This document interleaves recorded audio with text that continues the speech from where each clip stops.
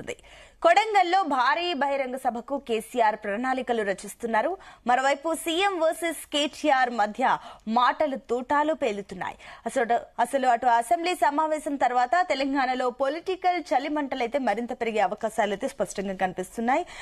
ఇదే అంశం గురించి ఇవాళ డిబేట్ లో డిస్కస్ చేయబోతున్నాం. ఇవాళ డిబేట్ లో మనతో పాటు పార్టిసిపేట్ చేస్తున్నారు కాంగ్రెస్ నుంచి మెద్దెల జితేందర్ గారు జాయిన్ అయ్యారు. అండ్ అదేవిధంగా బీఆర్ఎస్ నుంచి రామ్మూర్తి గారు జాయిన్ అయ్యారు.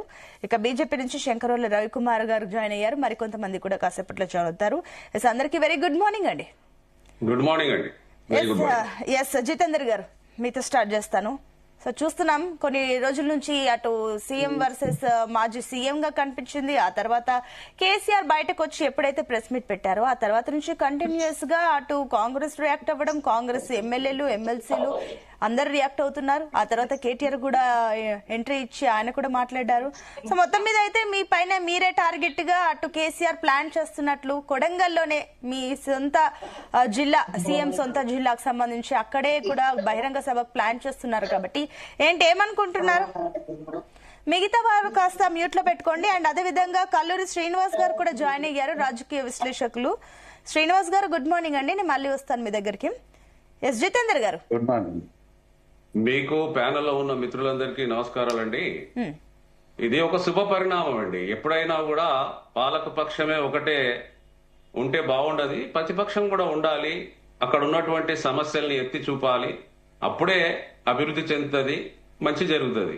ఎందుకంటే మరి వారికి కూడా దాదాపుగా 34-35 సీట్లు ఇచ్చారు కాబట్టి 34-39 సీట్లు ఇచ్చారు కాబట్టి వాళ్ళ పాత్ర కూడా ప్రముఖమైంది. కానీ మరి అదే విధంగా అనేక పర్యాయాలు కూడా కేసీఆర్ గారిని రమ్మని చెప్పినారు. మా ముఖ్యమంత్రి గారు గాని మంత్రులు గాని అందరు కోరుకున్నదే అది. ఎందుకంటే 10 సంవత్సరాలు తెలంగాణ రాష్ట్రం అనేది నీళ్లు నిధులు నియామకాల విషయంలో మనం ఎంతో పోరాటం చేసి తెచ్చుకున్నటువంటి 1200 మంది బలిదానంతో తెచ్చుకున్నటువంటి ఈ తెలంగాణ మరి అభివృద్ధి చెందాలి. ఎందుకంటే ఆ రోజు సమైక్య పాలనలో అనేక రకాల ఇబ్బందులు ఎదురైనాయి.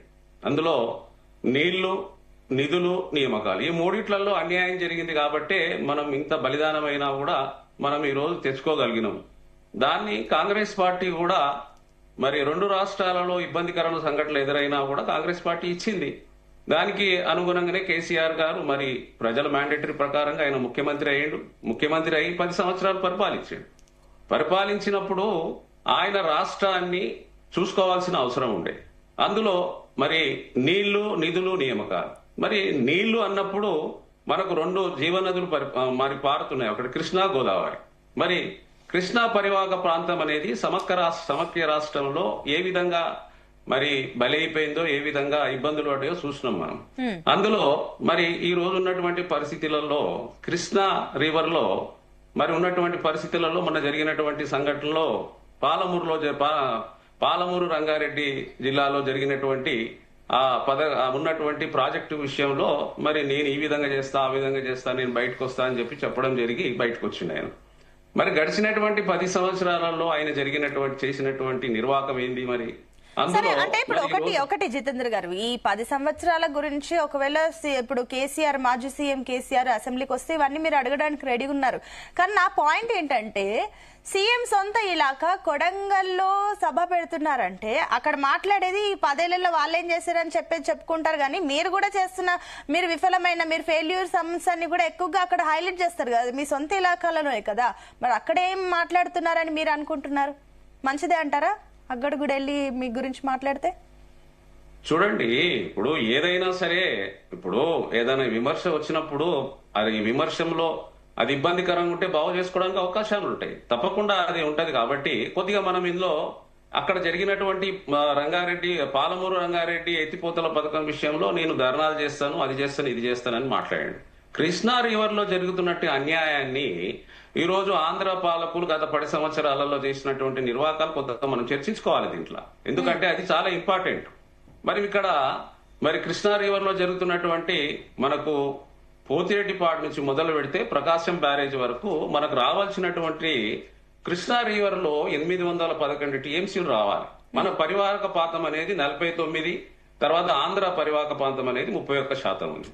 దాని ప్రకారంగా బేరీజు వేసుకుంటే 119 మనకు టీఎంసీలు 512 టీఎంసీలు రావాలి. అదే విధంగా ఆంధ్రాకు 229 టీఎంసీలు రావాలి. మరి ఇక్కడ మనకు బచావత్ ట్రిబ్యునల్ ఇచ్చిన ప్రకారంగా వారికి 512 ఇచ్చిర్రు, మనకు 229 ఇచ్చిండ్రు. యాక్చువల్ గా మనకు రావాల్సింది 512 రావాలి, మనకు 811.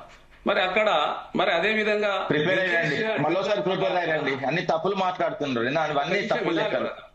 ఒక నిమిషం అండి రామూర్తి గారు, నేను మీ దగ్గరకు వస్తాను. సోదరా జితేందర్ గారు ఒకటి జితేందర్ గారు, మీరు చెప్తున్న పాయింట్ ప్రకారం చూస్తే ఇప్పుడు కృష్ణా జలాల గురించి మాట్లాడాలి కానీ పాలమూరు రంగారెడ్డి గురించి కేసీఆర్ మాట్లాడొద్దు అన్నట్టుగా మీరు చెప్తున్నారు, అంతేనా మీ పాయింట్? ఎస్ అండి, వినాలి. ఇప్పుడు సో అంటే పాలమూరు రంగారెడ్డి గురించి ఆయన మాట్లాడేది అవసరం లేదు, మాట్లాడితే కృష్ణా జలాలే మాట్లాడాలి. ఒకటండి, కృష్ణా రామూర్తి గారు, నేను మీ దగ్గరకు వచ్చినప్పుడు మీరు దాన్ని కరెక్ట్ చేయండి. ఒక నిమిషం ఆగండి. యా చెప్పండి చెప్పండి జితేందర్ గారు, మీరు కమ్ టు ద పాయింట్.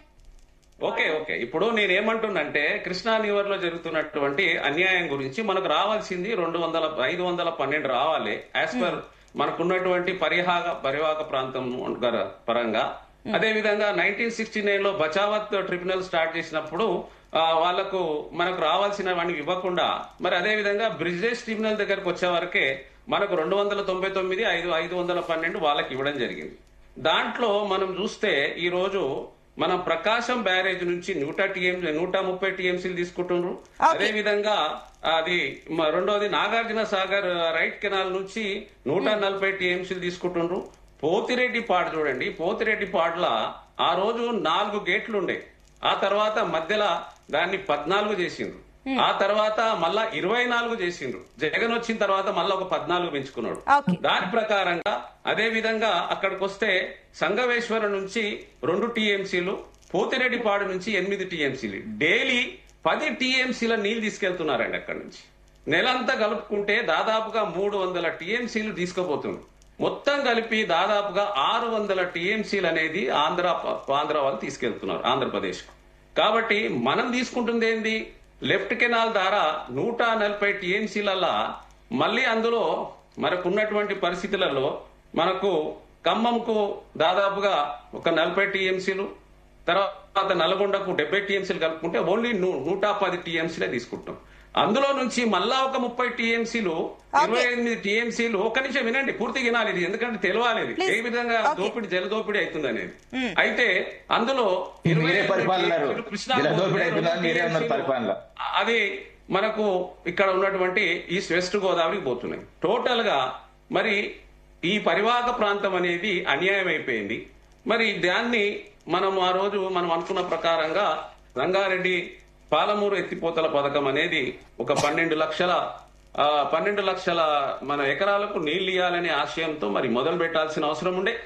మరి అది రోజు ఆయనకు అవకాశం ఇచ్చిండ్రు, ప్రభుత్వం అవకాశం ఇచ్చినప్పుడు ఆయనకు చేయాల్సిన అవసరం ఉండే.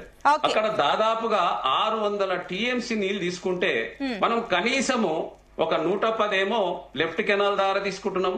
అదే విధంగా మనం ఇక్కడికి వచ్చే వరకే మనకు ఎస్ఎల్బిసి పూర్తి కాలేదు. మరి ఎస్ఎల్బిసి పూర్తి చేసుకోవాల్సిన అవసరం ఉండే. 2 నదులలో కనీసము అక్కడ 1,00,000 కోట్ల రూపాయలు కాళేశ్వరం మీద వెచ్చించారు.